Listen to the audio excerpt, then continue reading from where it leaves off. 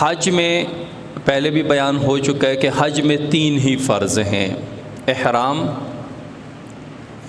اور وقوف عرفہ اور طواف زیارت، یہ 3 چیزیں حج میں فرض ہیں۔ اگر کسی نے یہ 3 چیزیں کر لیں، 3 اعمال کر لیے، سمجھو اس کا حج ہو گیا۔ لیکن واجبات چھوٹنے کی وجہ سے اس پر دم آئیں گے، وہ دم ادا کرے گا، اور سنن چھوٹنے سے حج کے ثواب میں کمی آئے گی، مستحبات چھوٹنے سے زیادہ جو ثواب مستحبات پہ ملنا تھا وہ نہیں ملے گا۔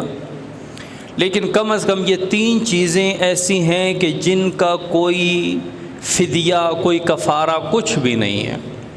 کسی نے احرام نہیں باندھا، اس کے بعد وہ 100 اونٹ بھی ذبح کر لے، اس کا حج نہیں ہوا۔